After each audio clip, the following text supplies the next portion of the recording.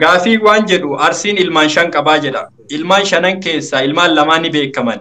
Ilmaan sadii hafan maqaan isaanii eenyu jedha.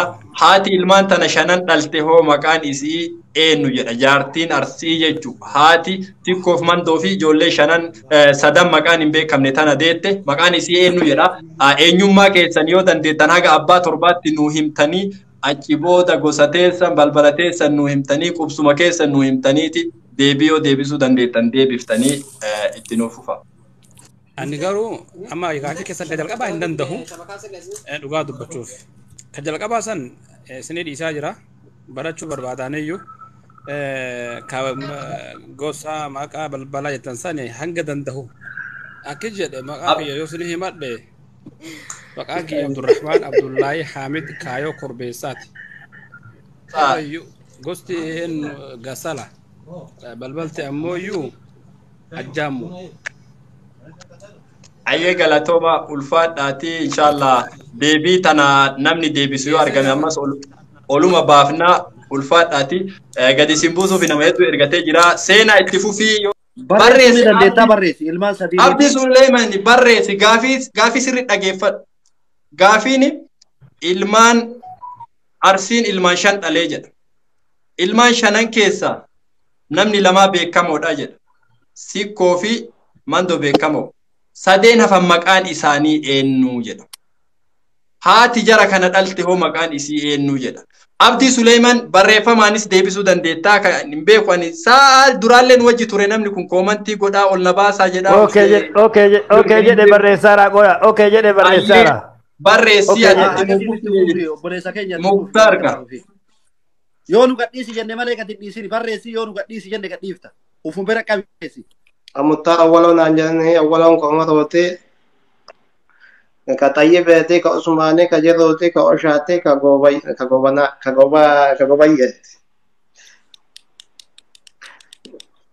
gosatte mosole Tayyiban tuni dubarti wadera balbalatti mo gobayya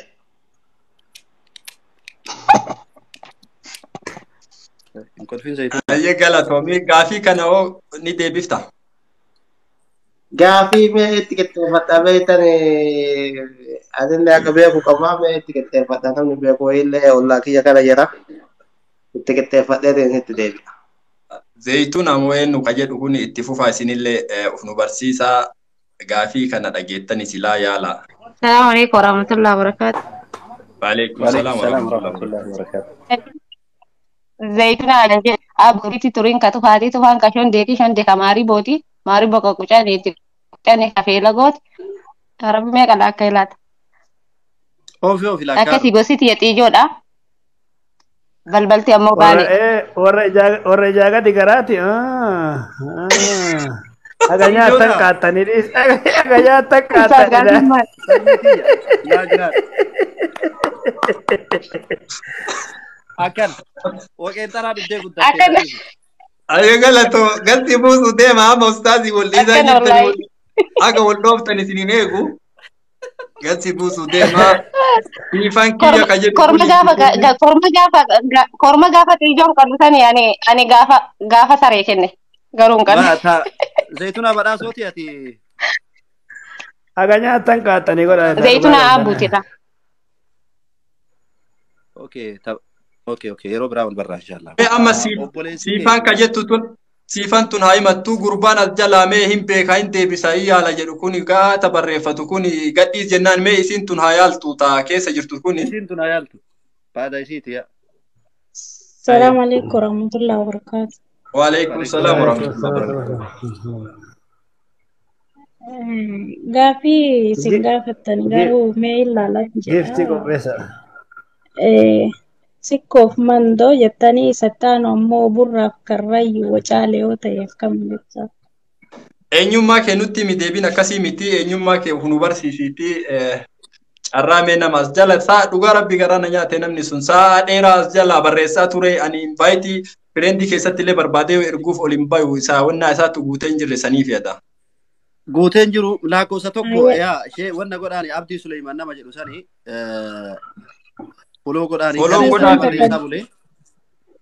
Sifan takadirit kadir kawaqot waqa hordofat hordofan kawayyut wayyu ka duubet duubeen ka guyyeet guyyeen ka jaarsot jaarso ka jaartii bordo utaaltu jiruun jedhan Ayo gosa Jaarso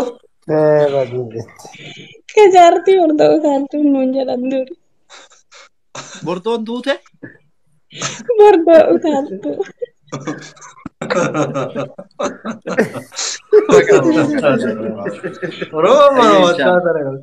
Wattaa sana kee jira baru.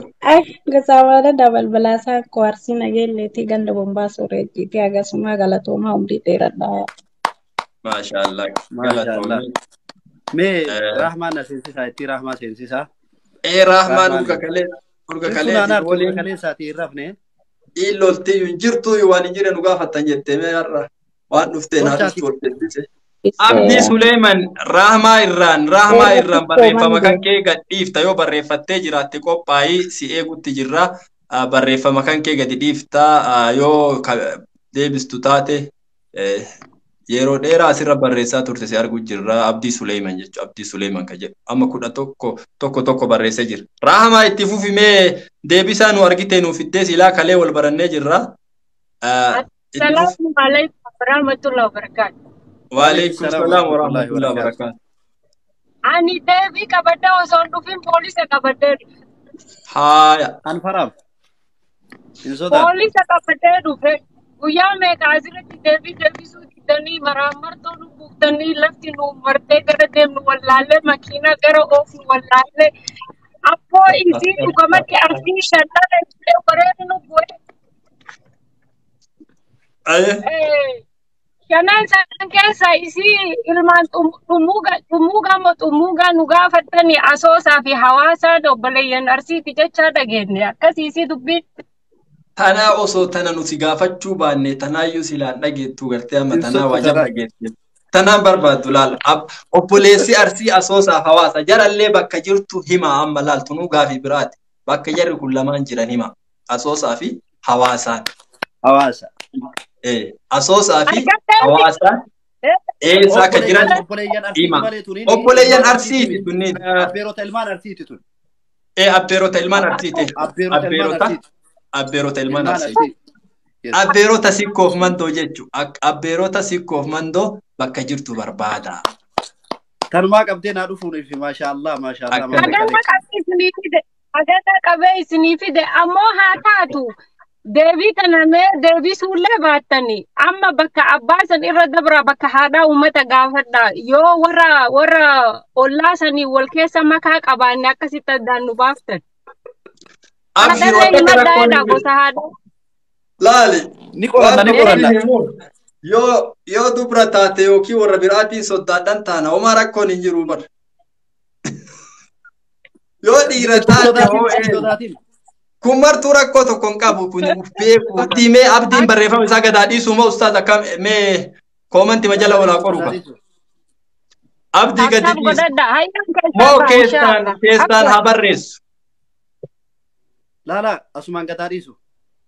Asumaan gadhiisa abdii nu dhagee talaatamee lakkoofsa tokko ol ergi ni hordofna koomantii kan ka'e. Namoonni biraa mee koomantii dhaabaa amma barreeffama isaa yoo kagadhiisu isin namni biraan koomantiin godhina yoo nu dhagaa jiraattan bilis. Namni biraa dhiisa koomantii.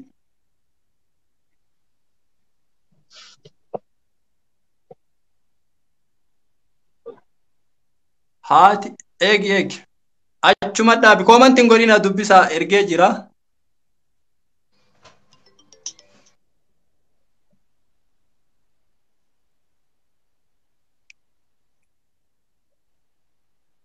Akkana jedhi. Abboo nama kana akka gootan ollaa baasaa nama kana. Ana bira dhufne hagammaa yaaqi. Dhufellee ustaas deebiillee deebise xiqqoo dogoggoruma qubee qabaa. Arge. Maashaallah. Haati ilmaan sikkoo. Ilmaan. Maashaallah. Sibboo jedhe wama san xiqqoo dogoggore. Wallahi maashaallah. Abdii mee eessaa akkamsi goonee ol si baafna gurbaa si uusi mataa keetuu kasi qoratanuu. Ayyaantuu. Abbo bira Looyi. wallahi lazim. Wallahi wanta fayyaa argadhu. Fayyaa argadhu. Abbo nama kanama follow isaa guuta ol naa haa bayu akkam godhame. Fuloo guuta waan kumaatamni namaa dadhabe deebise. Fayyaa argadhu abbo. Masha Allah. Amma laala maqaa haadhaatii fi maqaa lamaa tokko qofa xiqqoo dogoggora wannaa qaba malee waan tokkollee. Ayi. Abbaaki. Haati ilmaanii simboo ilmaan isii. Akkana laalaati. Ayyaantu. Ayyee. Egaa isinii himaan amma laala weedduutu jira ustaazi weedduu jira ka amma hin gatamte maarree jedhan. Ayyee. Maal jedhanii weeddisanii? Amma dhageeffadhallee. Qalbii guutuun dhageeffadha. Ani dhageeffadhu aaree jira ganaa harkaa waliyyaana dhugaa rabbi ganaa harkaa waliyyaana adawaan isaan shamarran ta'anii fi absummaa keessaa baaftanii jara tana awwaaltanii har'a qorattanii walitti yaana qabaa. Maal isitti qoratee amma hoo isitti qoratee baase? Mee gaafii hin gaafanne waan deebiin. Eegi raama. Abdii kana akkami ol fidadha ustaad abdii kana silaa isuma mataa isaatu. Abdii foloo godhaa ijoollee abdii foloo godhaa. Maashaallah foloo godhaati akka nu bahu goona inshaallah. Abdii foloo nu godhaa jazakumullahu khairan nama dhibbaa fo'i goonaan ol bahuu danda'a. Amma akka laal mataa keessa isinii haftu isinii himna akka mataa isin haftutti. Abdiin nama 118 seenee jira barakallahu fiikum foloo nu godhaa. Onnu fuudha namni 100 mee ol haa ba'u namni kun ol haa ba'u mee eenyummaa isaatu mee eenyu akka ta'e illee hin barra. Seenaa biraallee irraa baratuu dandeenya inshaallah. Namni hedduu wallaalee kana qabee nu dhufuu isaatiif rabbiin sadarkaan isaa haa gahu. Akka mata isin haftu isinii hima gaafii biraallee gaafii jabduu isinii harkaa qaba. Tanallee guyyaa 3 itti fixxanii guyyaa 4 itti fixxanii abditu deebisa rabbi haa beeku. Leencuma kennanii fi barakallahu fiikum leenca kenninaa fi jettani inshaallah leencuma kennanii maaliif seenaa dhugatti nama baase. Maashaallah wallahi. Hawaasa keenya akkana nu jala taa'ee nu dhageeffatu kana rabbi haa kabaju haa kabajaman isaanii. Weedduun maanguddoon dur weedduun dabarsaa turan. Weedduun akkana jetti. Simboon deette ijoollee 5 jetti. Simboon deette ijoollee 5 ayyaantuu looniyyoo sikkoof mandoof dooranii jetti. Namni weedduu tana dhageettan jirtu. Ayyaantuu simboon deette ijoollee 5 ayyaantuu looniyyoo sikkoof mandoof dooranii akkana jetti. Achitti qabadha sikkoof mandoof dooranii. Akkana. Ayyaantuu simboon deette ijoollee 5 simboon deette ijoollee 5 ayyaantuu looniyyoo sikkoo mandoo dooranii jedha. Akkanuma deebisee mucaan kun sibboo haadhuma qofa sibboo jedhee simboo. Addanamma yeroo horiitti situ simboon deette ijoollee 5 jetteeti horii faana deemti dhageeffadhee jira waan kana. Akkan. Dhageeffadhee jira. Yes. Akkan. Simboon deette ijoollee 5 ayyaantuu looniyyoo sikkoo mandoo dooranii jedha. Yeroo loonfa malkan yaasan faaruu akkanaaf faarfatan. Faaruun tuni maanguddootarraa dhufte ammoo maddi dubbii tanaa ammaan tana namni walitti qabe nama barreessaa seenaa barreessaa kitaabilee sirni gadaa kunuu maal akka ta'e. Oromoon sirna gadaa kana akkamitti ittiin bulaa akka turte. Sirna gadaa kana eenyu akka tume. Kana guutuu qoratee amma kitaabni isaanii maxxansa 7ffaa irra gahee jiru. Nama Dr. Muhammad Kadir Amir. Amir jedhamu. Kitaabicha sammaa fi gara Ameerikaa fi Awurooppaa kana dhaqqabsiifne sirna. Dhaqqabee jira kitaabni dhaqqabee Ameerikaa dhaqqabee jira Suudi Arabiyaa dhaqqabee jira warri kitaaba san eebbiftan kitaabni sun maxxansa 1ffaadha maxxansa 2ffaa kitaaba arsoomni qorsooma jedhu keessatti amma wanti kun barraa'e maxxansa 1ffaa keessatti inni iyyuu sikkoof mandoo qofa kakaasee dhiise maxxansa 2ffaa keessatti ammootu isaan kanas kaasee jira. Isaan kun dubri tunoo eessa jirti? Garam dhayxee gaafii jettu tunillee gaafii kaaftii jechuudha. Eessa jirti? Tanallee qorannoof dhiifnaa jechuus taate. Lakkaa'amee amma tana walumaa qabaatee hawaasaa deebisaati gaafii biraatti. Nama hidda deebisee to'aafa deebisa. Hiddaan deebifne isa caalu deebisuu hin danda'anii walumatti qabaatuma tana hawaasaaf deebisa baarakallaahu fiikum. Akkasii dubra tanniin keessaa dubri takkatti sidaamatu fuudhee jedhan. Sidaamatti heerumte. Ilaa ammaa sidaamni soddaa arsiiti jechuun halloosaa qabu miti namuu ni beeka. Yaa. Sidaamni soddaa arsiiti jedhan. Ammoo yeroo arsima sanii fi sidaama kana wal waraansisan daangaa irra laangannoon asiin arsii kana keessaan rakkoon gurguddoo yeroo deemu jira. Wanni akkanaa kun yeroo achirra yeroo baay'ee ka'aa jedhan. Arsii fi sidaamni akka dhala ta'e sanyii takkatti irraa akka dhufe. Kanaaf adda sidaama arsii hiddi arsi jedhani. Achi qabadha. Lamaan hafan ammootu eessatti akka heerumte ani qoranne ka qorates irraa baradhes nan barsiifne sanillee qorachuu jaluma jirra. Yoo soddaadhaan biraallee taate numa barbaadannaa isinis barbaada. Oluma kakaasuu fi wanni kunniin ammallee gaafilee biraa qabadhee guyyaa boruu isinii dhiyaadha. Tana waliin gahaa yoo feetan viidiyoo waraabaa facaasa. Lakki kijiba ka jedhellee gadaa dhufu kanaaf dhossanii maaf himtan ka jedhellee gadaa dhufu waan dhossaniif nutti himu. Gujiidhaa jechaadha. Sidaamaa wal ta'ee Oromoodhaan wal yakkataa ture. Bara 1988 aga 80 wayii keessatti aga bara 1993 wal yakkataa ture. Bara 1995 keessa wayita abbaan duulaa gammadaa mootummaa naannoo Oromiyaa ture waan beektu yoo taate yeroo sanitti magaalaa Shaamannaa jedhamu karaa Sidaamotitti jira. Sidaamoo daarii jirti Shaamannaa ta'ee jedhamtu. Waltajjiin guddaan achitti qabameeti Oromoo bakka hundaatiif waliif fidan Sidaamallee waliif fidaniiti. Sidaamuma kana akka Oromoon inni dhiigummaa qabu gaafa san barsiisan. Achi as ni gabaabbate walloliinsi karaa Siraarotiin yeroo dhiyoo kana amma xiqqoo walitti deddeebi'uu jammamaree nageenyi yeroo san irraa bu'e kan dura bara ganamaa galgala walii yakkatanii lafa guddaatu jira. Naannaa san Siraaroo kan jedhamu lafa guddaa kanarra wal fixanii yeroo dhiyoodha kana geenne bu'e. Gujimmaanuu Oromoo ta'uu fi siigaltee gujimmaan naannaa Arsiitti tasaan tutuun Oromoo ta'uu isii kan barte barasan keessa. Garrii miti jechaadha. Gujimmaanuu Oromoo yakkataa turte, Arsii yakkataa turte Oromoo keessa. Yeroo sanitti. Follow tolcha Oro 316 kuni danne baay'ee hafa. Ani yeroo madhiyoo jalqabe anilleen ajandaan isinii fidee dhufe kan wal habarruu kana waan beennurraa bifa gaafiif deebiitiin isinii dhiyeessa. Asirratti wallahi dhugaa rabbi dubbachuuf ustaazi Qaasim ulfaadhaa rabbiin jazaa isinii haa kafalu guyyaa haganaa guutuu na wajjin turtanii akkana uummata keenya tajaajila. Akkana kennu keessaniif wallahi. Waan keessan qofa osoo hin taane. Waan jedhee isin galatoonfadhuun qabu ulfaadhaa galatooma rabbiin jazaa teessan isinii haa deebisu. Wareegama gugurdaa uummata keessaniif sa'aatii keessanirra kafalu jirtanii bakka kamiiniyyuu isinuma hordofuu ture durallee ani gara tiiktokii kana yoo gabaa wayii bayan maal qabadhee gabaa bayaa jedhanii maal bitadhee eeggalaa jedhanii waan bitannuu fi waan qabannee gabaa baanullee filanneetiin baanaa filannee bitannee galla jennee tiiktokii kana dhufne wanni qabannee dhufne ufaa barruu tana tiyya tana qabadhaana wal haa barruu ufaa barruu. Wallaallee wal waraanu jirra tanuma Oromoon na qabadha.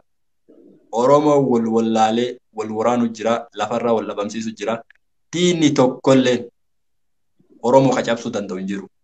Kana Oromoon beektee waliin dhaabattee yoo waliif dhaabatte wannummaan Oromoo afoo dhaabattee Oromoo diiguu danda'u tokkollee hin jirtu. Kanaaf ani beekumsa guddaa qabaadheetii miti hayyuu reefuu isinii kaase kana yeroo dheeraa haga tokko waliin turee kitaabilee isaa haga tokko dubbisee waan baay'ee tokko irraa argadhe waan baay'ee tokko. Dhugaa waan namni tokkochi fuudhee deemuu ni danda'u miti wanni suni. Wanni inni ganna meeqa maanguddoo jala deemee irraa qoratee baratee kitaaba deebisee sirni gadaa kuni kaa warri uummanni amanti jedhu ittiin bulmaata ta'u. Dimokiraasiin ittiin bulmaata sirni gadaa akka dimokiraasii san jechuudha. ittiin bulmaata. Seerri shari'aa fakkeenyaaf ittiin bulmaata. Akka seera shari'aa sanitti Oromoon waan isaa ta'u akka itti wal bulchu, akka itti waliin bulu, akka itti wal hoogganu, akka itti wal adabu, akka itti wal kabaju, akka itti wal ulfeessu, akka itti kabadii dalage yakkaa irraa baasu, gumaa itti baasu. Kana cuufa tartiibaan nama lafa kaa'e nama guddaadha. Guyyaa Rabbi jedhee isallee qabadhee akka asirratti isinii dhufu abdii qaba. Asiin durallee chaanaalii Oroo 360 irratti sagantaalee baay'ee irraa waraabee jira. Haga silaa gaafiin tiyya dandeettu wantoota amma asirra isinii tuttuqu kana hedduu achi keessanii argattanii chaanaalii kiyya viidiyoo isa wajji waraabee Dr. Muhammad Kadir Amir jedhama.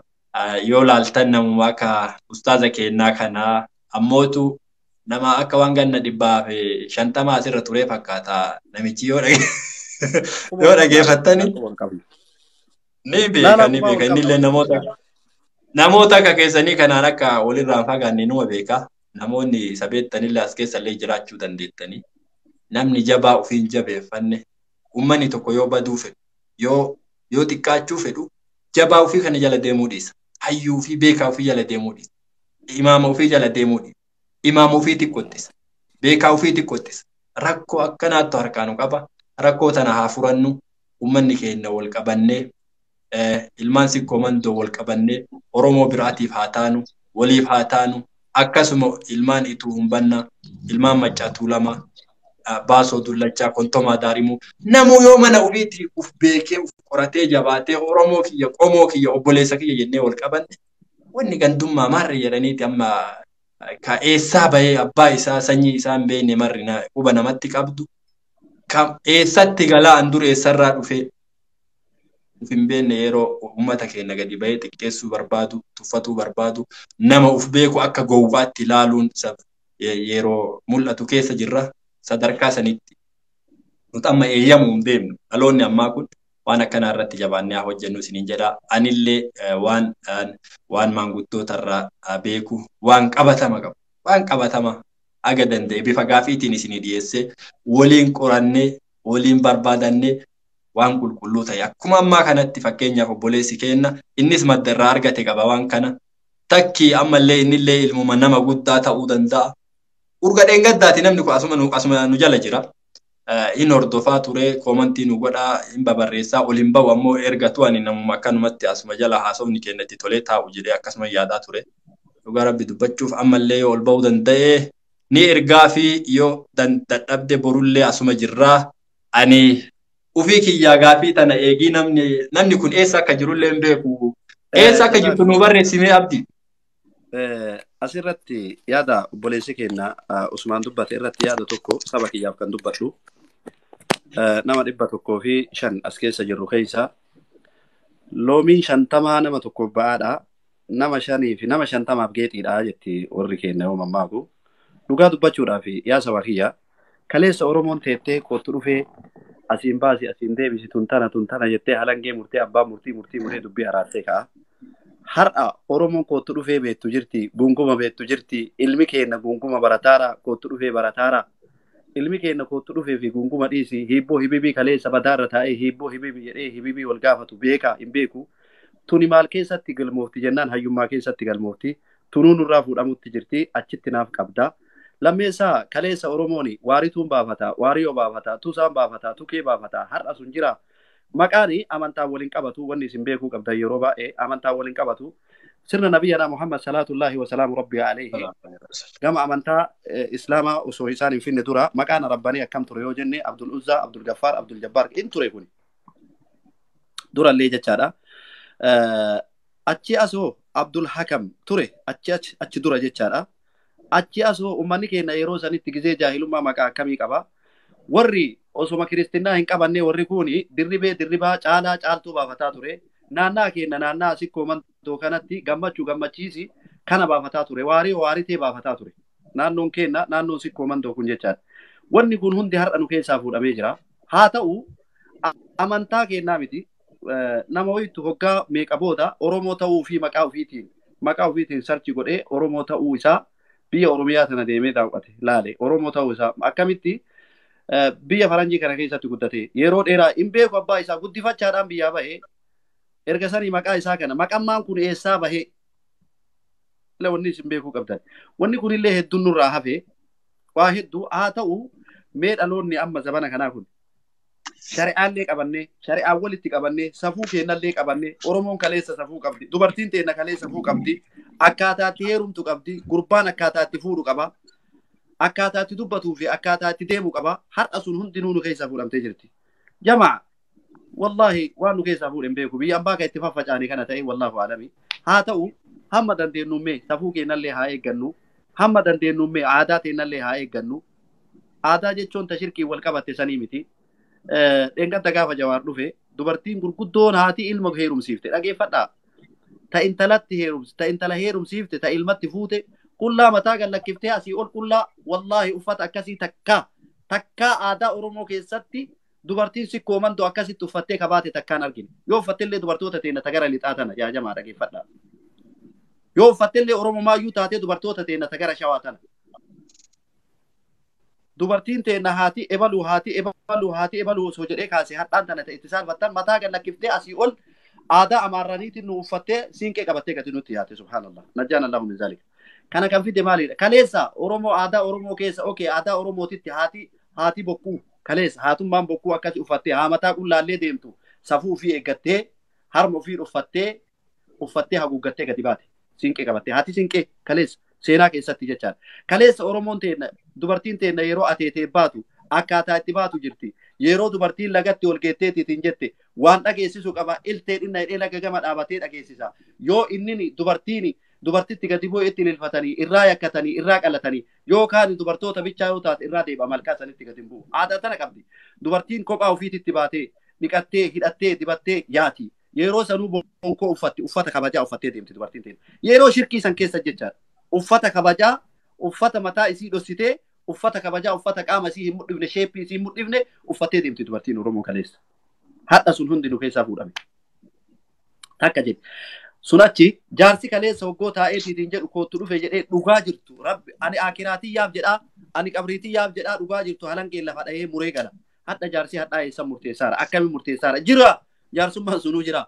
Mee isin gaafadha. Barka biraa hin dhalatu obboleeyyan kiyya anumatu abbaa biyyaati kuwwan abbaa biyyee ta'e kute. Kana wal qorannee walitti teennee walitti dubbannee nu yoo wal hin kunuunsine eenyutu wal kunuunsa. Jaarsi hadha magaalaa malee dubbii hin qabu. Haati manaatiif abbaan manaa yoo wallolte kaleessa osoo jaarsa guddaa biran dhandhe ardatu araarsa. Ardaan sun hadha araarsuu dhiisee jaarsatti dabarse. Jaarsi araarsuu dhiisee poolis xaabiyaatti dabarse. Poolis xaabiyaan araarsuu dhiisee addaan hiikatti dabarse. Fajaala habaa amman suuraa godheeti.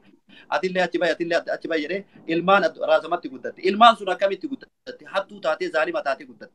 Takkaa ilmaan beekumsaan guddattu ta'an jirtu. Kana yoo nu hadha walitti dhihaannee wal qabannee nu dhalaataan kun dhaamsawii walii dabarsinee wal qabannee tokkummaa keenya yoo uumne biyyattiin boru gadi gallaa ardaa keenyattiin gali gandattiin gallaa jabaadhaa isiniin jedha hayyoota keenya kan biraas nuu fiddanii bakka kanatti waa irraa akka barannu hundumaayyuu jechaadha. Kawaa beektu kamuu beekumsa kan kee dhosini ol bahi hawaasa keetiif qoode haga rabbi si barsiise. Mee mammaa kuma tokko dagataa jirra wanni hundinuu dagatamaa jirti. Yaa jamaa faranjii akka hin taane faranjiini ilmi kiyya ilma obboleessa kiyyaan beeku. Ilmi kiyya ilma obboleessa kiyyaan beeku. Jaartiin tiyyaaf jaartiin obboleessa kiyyaan beektu. Waliin beektu faranjiin. Akkas ta'aa jirra natti fakkaata. Ustaazi ay afaanii isin qaba abdiin kajiru jedhe an amma kajiru magaalaa Shaashamannee jira dhalataa gadab hasaasaatii jedhe. Mee abdii akkasumatti nu barreessi abbaa kan keemee haga sadii qofa nu barreessi ayyee barreeffama illee sitti hin dheeressi nu haga sadii gosa tante nu barreessime. Ayyee eegaa Itoophiyaa jiraate amma badhaasni isaa ani kan isaaf qopheesse birri Itoophiyaa 2000 akkaawuntii tantee ergattaa hagan. Afrika makeetti jira sila kaka keetii kana laali 5,000 godhan sila maqaa nama kana 5 2,000 hundo akkaawuntii kee ergita inshallah. Keessaa wal dubbinaa yookaan nambara asirra sii kaayaa yookaanii fi wanni keessan si dubbisanu miseejii keessan inshallah. Abdi Facebook akkasuma jamaan way durra na barreessi ana biraallee waan qabdu qabdaa inshallah ana waa sarra waasiin ergu. Maali ta'u inshallah rabbi siyaa guddisu baba kiyya. Moo anillee mucaa kana ni badhaasa riyaala Itoophiyaa 2,000 ni badhaasa. Mallaqa Itoophiyaa 2,000 mashallah. Mallaqa Itoophiyaa 2,000 jechuudha. Maashaallah galatoon akkan hamilee nutti godhee urga torbaan tokkooti hagana jajjabeessee as jala deemee hagana bira taa'ee biyya sanii biyya niitoorkiin hin jiru sanii akkana nu hordofuu isaatiif baay'ee isa galateeffannaa baay'ee isa wallaahi baay'ee wayii galu ani kaleessa yeroo seenta irraa argee jira kanaafuu hedduu galateeffannaa hasaasa yoo ta'e walitti dhiyaanne dubbiin walitti sittu wata cabsiti maal jette oromoo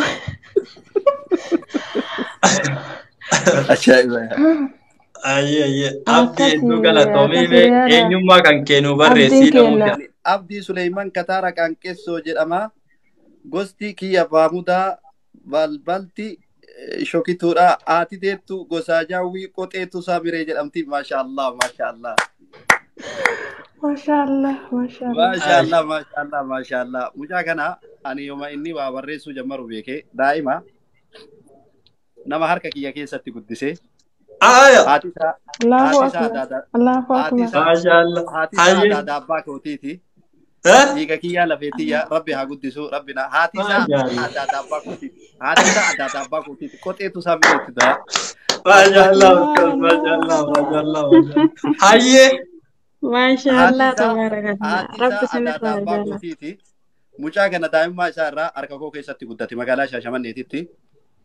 Ammaan tanaa fi doktora maashaallah doktora mana yaalaa nama yaalu biyya Itoophiyaa keessatti rabbi isaa guddisu wanti inni jaalale haa fayyu du'aa inaa godhaa fi harkaan qabee miti daa'ima harka kiyya keessatti guddate fooloo naa deebisaa fi rabbi isaa guddisu wanta ati harkaan qabdee miti wanta ati marfee olaantee miti ka ija kan keetiin ati ilaalte fayyaa haa argatu rabbi isaa guddisu sadarkaa guddaa rabbi isaa ga'u baabaa kiyya maashaallah amiin rabbi sadarkaa isaa ga'u rabbi sadarkaa kiyya laakaa sobboleessa kiyya akkasii amiin ustaas kiyya baguma milkooftan baguma dadhabbiin teessan lafan bu'in